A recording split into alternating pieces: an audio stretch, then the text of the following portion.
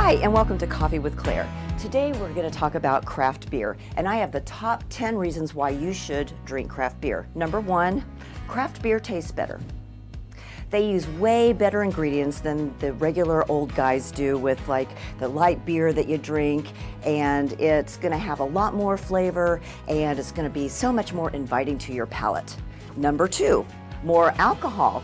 There's like 20 to 40% alcohol in some of the craft beers, and when you look at the regular beer that you can get off the shelf at the grocery store, it's about 2.5%. So you're gonna actually drink less beer and you're gonna have more flavor. Number three, less trips to the bathroom. Because you're drinking less beer, you're not going to have to spend all afternoon or evening in line to go to the restroom. In fact, you can spend more time visiting with your friends.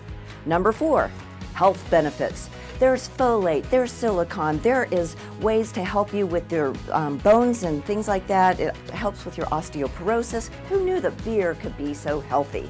Number five, more choices. There are 1,600 or more craft brewers around the United States. And if you take a look at that, that gives you an opportunity to see lots of different craft breweries. In fact, did you know that there's probably a craft brewery around 10 miles from your house? Number seven, less calories. Because you're drinking less craft beer, you're going to consume less beer overall. However, if you take a look at it, a craft beer probably has about 200 calories and an average light beer has about 110. But remember, you're going to drink less because it tastes better and is more filling, and so you will have less calories. Number eight, better ingredients. A lot of the brewers actually organically farm their ingredients. You know, it's all made by hops and barley and water and things like that. But the care that they take in making sure that you have the best quality ingredients in the craft beer makes a really big difference in how it tastes. Number nine, supporting the local economy. Everything is done locally with a craft brewery. You know, they don't go sourcing things out all over the country. It's probably going to be within that 10-mile radius. And, you know, the other thing that they do is that they're environmentally sustainable. They do so many things within the community, and they make sure that things are taken care of within their own little farm, that they take care of the environment. And the other thing is that if you go and buy a growler or you fill up a keg, you're not going to have all the waste of cans and bottles and things like that. So we are really excited to have Michael Peticolas, the owner of Peticolas Brewing Company, today here as our guest. So stay tuned and learn more about craft beer.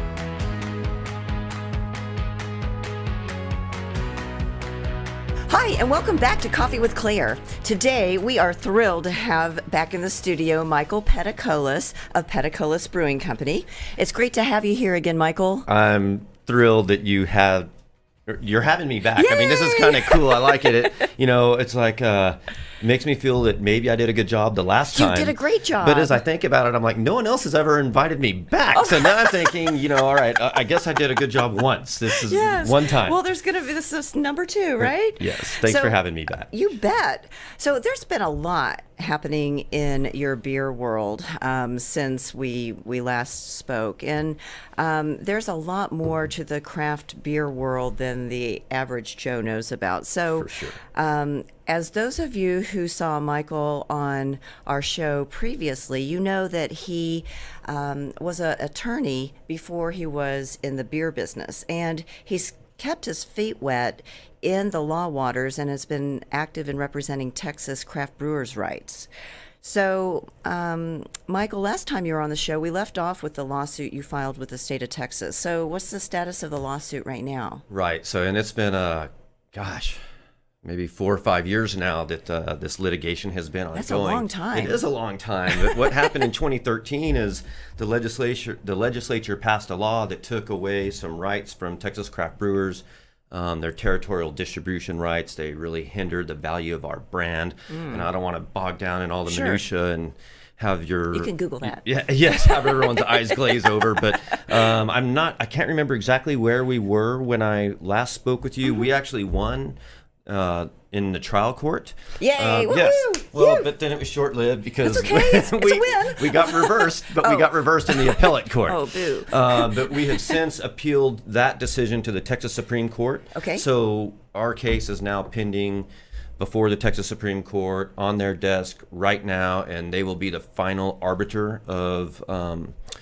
this legal question, because we have not asserted any federal causes of action, so we could not, even if we wanted to, appeal to the United States Supreme Court. So the Texas Supreme Court decision will finally resolve this matter once and for all. And keeping my fingers crossed, try to win some rights for Texas craft brewers. Well, yeah. Well, and good for you for standing up for all of your fellow craft brewers, because it's important. It is important. You mentioned you used to be a lawyer. Well, I still am. I keep my license active, and I've built a career protecting people's rights. And so when rights were taken from me, I took it very, very personally. Sure. And so it did make it a little easier for me to say, you know what, I'm not going to stand for this. I'm actually going to fight for what's right and get my rights back. Yeah, and you bring a lot of people with you along that journey. Yes, absolutely. So. Well, there's a Beer to Go initiative. Tell us a little bit about what that's all about. Yeah, Beer to Go, huge. So currently in my brewery, I'm a manufacturing brewery. I am not allowed to sell any beer. Yes, you could not bring this growler to my brewery and fill it up and leave. You could not come. No, you couldn't go. That doesn't make any buy sense. a can of beer. You couldn't come in there and take anything to go with you. You can order a beer and drink it there, but you can't. When you go to a winery, right, or a distillery, you want to. You want to take it home. You've experienced and take it home with you. Yeah. So Texas is actually the only state in the United States that does not allow a brewery to sell you beer that you can take with you. And so we have had Beer to Go has been one of our initiatives in the legislature or during the legislative session every 2 years. It's really been the right that we have been seeking for even since before I've opened up a brewery. But we're seeking that right. We have filed a bill in that both the House and the Senate, and really for the first time ever, we've had a huge breakthrough, which is there are some distribution lobbies out there. The Beer Alliance of Texas is one, the Wholesale Beer Distributors of Texas is another. But for the first time, the Beer Alliance and the Texas Craft Brewers Guild have come together and reached an agreement to allow for beer to go. So now we actually have two different stakeholders who are typically on opposite sides of the fence coming together and jointly requesting that the legislature allow beer to go. So there's still a long way to go. As I mentioned, there's another distributor lobby or distribution lobby that's probably not as happy and not psyched to really allow this to happen. So we'll see what happens from here, but we've got a better shot to get this passed this session than we've ever had before. So I am super, super excited. Wow, I just can't believe you can't do that. It's crazy. I mean, but you can go to a third party and fill up a growler of your beer and take it home, right? Absolutely. You just can't just like you can go to a grocery store and buy beer and take it home. You could take this growler to one of the growler fill shops and fill it up. Absolutely.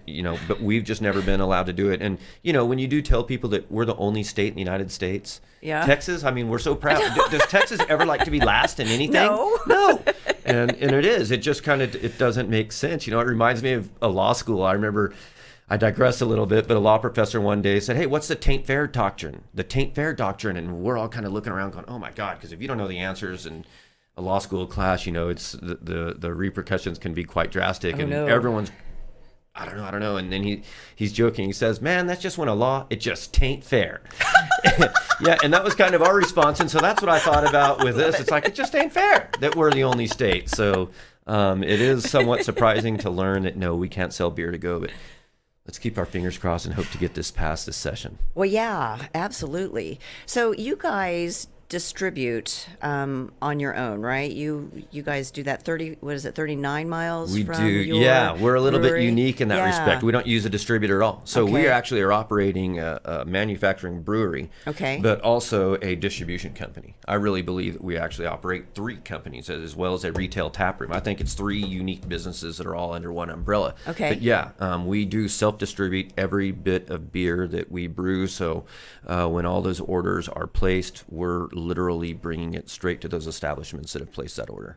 And right now, you guys are not doing any kind of canning or bottling or anything like that. This is the only way we can take this to go, right? That's the only way you can get it home is a growler as of right now. Our beers are exclusively in kegs, and as you mentioned, exclusively we only distribute 39 miles from our brewery, which is also somewhat unique. Most brewers want to get their beer anywhere and everywhere as quickly as they can. Our approach has always been we don't want to be big, we want to be great.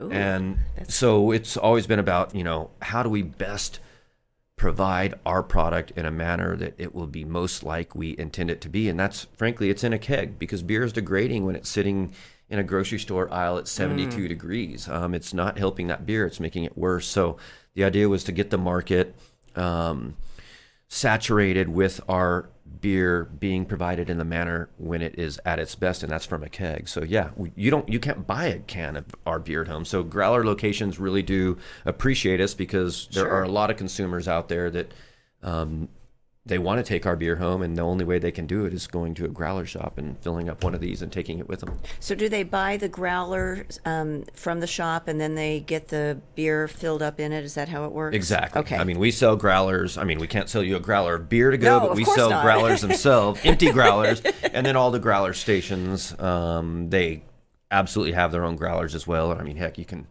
find growlers from anywhere, anytime these days. Everybody's producing these things. Well, and they keep the beer just as fresh as it would be if it was in a keg. It's just a smaller component, right?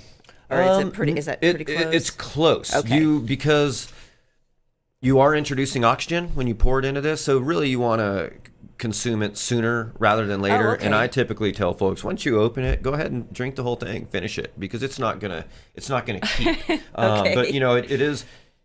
These things are insulated these days, much like a Yeti cooler. So, Okay. you can, I mean, this one I Yeah, poured. that's I poured this early this morning, and the beer's still ice cold. And yeah, it's going to be, in a fine condition when you pour it in from a growler, no doubt. So speaking of all of these beers, do you have any new beers coming down the pike that we can tell our audience about? Always have new beers coming down Yay! the. I mean, that's early on. I'll never forget when I first started. I had introduced a beer called Wintervention, and yes, it's our winter beer. And I was at the time I was still delivering beer myself, and this guy's Wow. like, "Hey, what's new?" And this was in our first year, and I'm like, "Well, what do you mean, what's new? Wintervention. This is new. It's been in the market a week, and I've only been around for like 9 months. All my Give me a beer's new." break. Yeah. But the craft beer consumer, they want what's new, what's next. I mean, it could be release a beer today. Tomorrow they're saying, what's new? So we wow. always have stuff coming down the pipe. I don't really want to unveil yet, because we haven't, I'm very strategic in how we release sure, that information. But the most recent beer that we did is called The Usual, which is an old-fashioned cocktail beer. So we took a barley wine that is 13% alcohol. Okay. And then we added cherries, orange, bourbon-soaked oak chips, and bitters to it. And this beer That sounds really amazing. smells like an old-fashioned. It has all the characteristics of an old-fashioned, but it's a beer. It's called a cocktail beer, and it's just been destroying it in our tap room. It's a lot of beers we will release to our tap room first, and kind of get an understanding about what does the consumer think of this, and should we launch this full time. And this beer is just absolutely on fire. People are going crazy over it, so you may very well see this become a staple or something that we try to do and put into the market on a much grander scale than where it is now. But it's a very, very unique beer, and this whole cocktail beer kind of initiative, we've done a couple of them now. But that is the most recent beer we've released. I'm super proud of it. And I'm even more so proud of my crew, because I didn't have anything to do with this beer. Oh, really? Nothing. And to me, that's what, makes our organization so much stronger. When our guys have kind of spread their wings and are learning to fly on their own and produce a beer that is just killing it, dominating. I'm so proud of those guys. Yeah. And just digressing a little bit, you actually started with all volunteers, right? Yeah, When you first I started? kind of touched upon it. So Yeah. the first year, I was the only employee. I brewed all the beer. I cellared all the beer. I kegged all the beer. I delivered all the beer. And I mean, looking back, I can remember people saying, "I don't know how you're doing this," and at the time, I'm just doing it. You got to do what you got to do. But now I look back and think, God, how did I do that? But the way I was able to do it was because I had this army of volunteers, people who wanted to learn either about Peticolas beer or about craft beer in general, or we're home brewers. And so people would call me up or send me an email about, hey, I'd love to come, volunteer. And so I started this huge volunteer program where I started bringing in all these different folks who wanted to, learn about beer. But what it really turned into was a really lengthy interview process. Oh, that's cool. I mean, I was learning more about these guys than I could ever learn during an interview or what I could glean from a resume. And, the folks who really understood, our core values are honest, friendly, down to earth. And those folks who really exemplified those values tend to kind of stick around. Yeah. And they understood who we were and what we were about. And then when it came time to hire, I just started systematically hiring our volunteers. Well, yeah, because they had already proven to you that they were loyal and absolutely they get what you're doing. And as a result of that, our turnover is almost non-existent. Wow. People hardly leave at all. Why because would they have such buy-in. I mean, we've tried to make it a great place to work. I don't look at other breweries. I look at other companies out there as a whole and see what are they doing to make their places of work excellent. And, a lot of those ideas we'll implement ourselves. I've always thought, well, let's make it a killer place to work. I want to rewind the clock to 1950, where you worked for a company for 50 years. Yeah, those days are long gone. Long gone, but not at our place. Good. Way to revitalize it. Yes. So up to this point, Golden Opportunity had been my favorite beer. However, you brought this beer that has expanded my horizons. I love it. And this is called the Velvet Hammer. Velvet Hammer. Smooth as velvet will hit you like a hammer. Is that how it's 9% alcohol. I didn't want to mention that to you. So, Woo. Yeah, enjoy. I mean, that's the very first beer I ever brewed, December 30th of 2011. And this is the beer that is, I guess, our flagship. It's the largest percentage of our sales. It's the one, a girl's married this beer. A guy's name is Pool Q Velvet Hammer. A girl married this beer? Yes, at our 1-year anniversary. Someone had created a Facebook site for Velvet Hammer as if it was a person right when I started. And I was actually very concerned about it initially because I am so concerned about my branding and how we come across. But it was so clever. It was really well done that I let it keep going. And then this girl, Allie K, had changed her Facebook status one day to in a relationship with Velvet Hammer. And then about 4 months later, I noticed on her site that she had changed the status again to engaged to. And so for our 1-year anniversary, we literally, I said, hey, let's have the wedding. Yeah. Let's have the wedding. So we had an officiant, the whole 9 yards, had a wedding, and she married this beer. And as far as I know, this is the only beer that's ever been married. And now her name is Allie K. Hammer. Although actually, I guess I should truthfully say it's now Allie K. Hammer Cameron because she has since married Brooks Cameron. But she keeps the Hammer name in there for sure. So I guess she's somewhat cheated on Velvet Hammer, but I love her. I love Brooks. I love the beer. We're going to allow it. That's awesome. I'd never heard of that before. So you guys really have some really cool names. You've got Royal Scandal, you've got Great Scott, and how did you come up with the name Sit Down or I'll Sit You Down? Sit Down or I'll Sit You Down. I'll never forget when I released that. This guy had responded and said, oh man, that name's terrible. It's too long. And it is got to be the name. I mean, at a beer festival, when we have a sign that says Velvet Hammer and Sit Down or I'll Sit You Down and some of the others, because names are huge, right? I mean, people will literally stop down and say, oh my gosh, I've got to go try Sit Down or I'll Sit You Down. And in my opinion, it's our best beer. It's a big double IPA. So it always, when they see that sign and then they come drink it and they're like, okay, yeah, this is awesome. And it's a 10% beer. But the story behind it is my brother was a cop in Albuquerque back in the mid to late 90s. And the show Cops, right? Followed him around. And so he was on 3 episodes of Cops. And so after he was on Cops, he brought, at the time, these VHS tapes to me and my other brother while he was visiting us here in Dallas. He said, here, we're going to watch this. And we're like, all right, cool. Yeah, this is awesome. You're on Cops. Let's check this out. So we put it in. We're like all fired up going, yeah, all right, this is cool. And then after, we finished that first episode and then the second episode is rolling and we're like, okay, I mean, the novelty's kind of worn off. Now we're just watching Cops. I know it is you, but do we have to watch all this? But he was insistent. We're watching it all.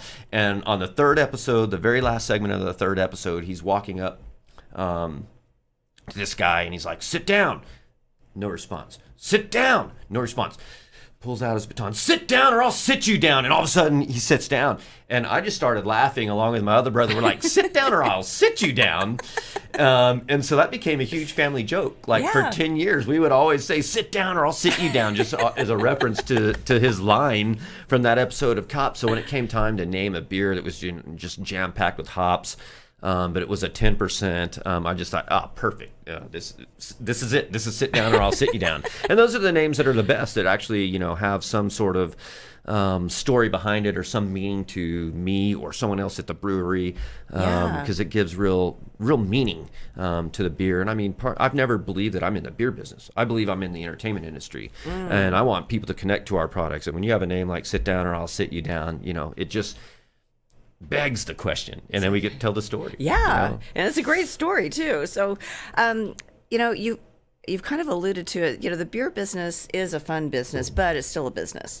So what do you feel the key to your success in your business, and how can that apply to business in general?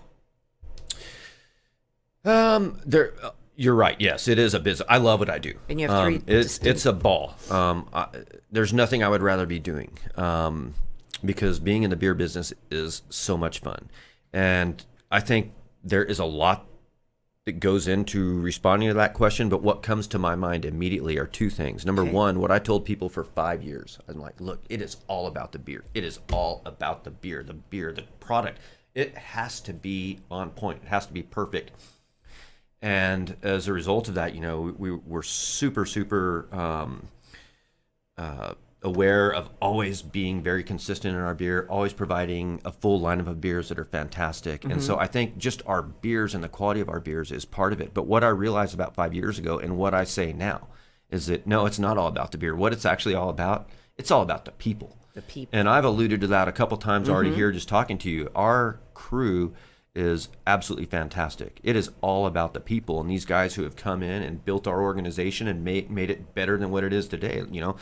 They've built a distribution company. They've built a retail taproom. Yes, they come up with ideas, and it's allowing them to grow. Absolutely, they're becoming more responsible. They're getting more responsibility, and so the more they do, the more I like it. It's like, yes, this is fantastic. I'm trying to write myself out of the business. Like one of my mentors one time said, your business is going to be most valuable if you don't have to do anything, if it can operate without you. Mm-hmm. And so that's always kind of been my goal. It's like, look, I want these guys to fly, and you guys handle this thing. And I really think that's what's made us unique. Our people are extremely intuitive about what it is that we are actually trying to do and accomplish, and they are go-getters. They want to make change. They want to be around for a while because they recognize that the more we can grow this company, the more I'm going to grow myself. Right. They're only earning more. They're getting better rights, more time away from work. So I say it's our people. That's number one, and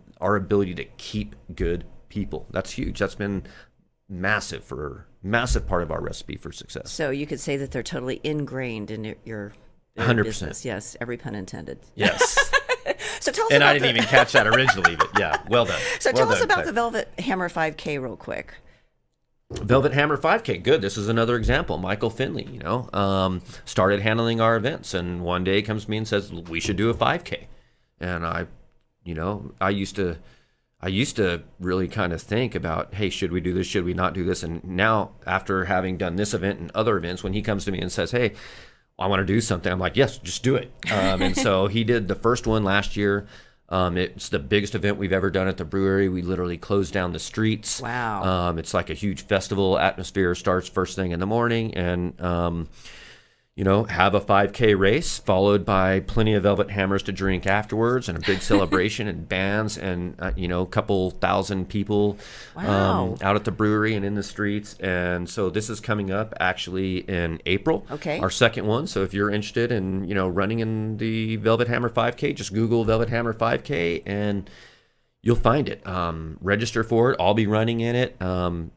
Literally our biggest event of the year, and maybe a top 4 or 5 moment for me at the brewery over the course of the 7 years. It was so much fun last year. Wow.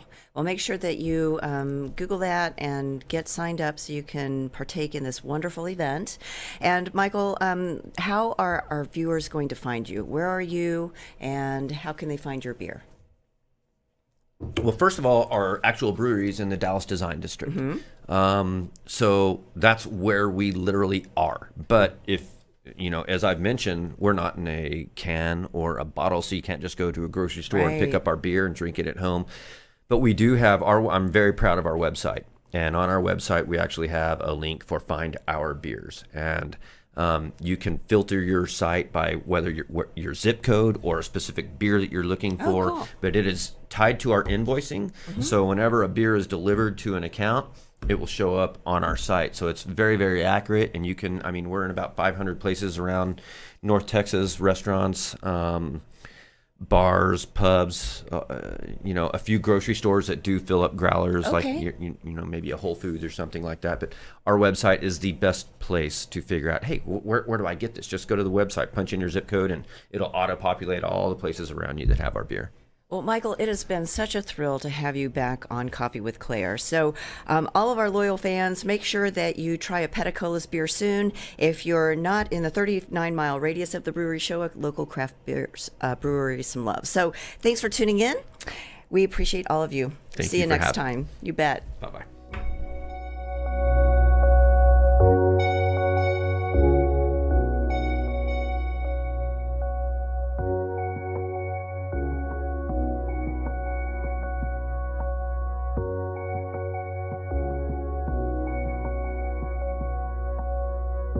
Thanks for tuning in to this week's episode of Coffee with Claire. To learn more about today's guests, visit their website or find them on Facebook. To learn more about me, Claire Billingsley, follow me on LinkedIn or visit my website at coffeewithclaire.tv. And to hear more episodes of Coffee with Claire, subscribe, rate, and review the show on your favorite podcast and social media platforms.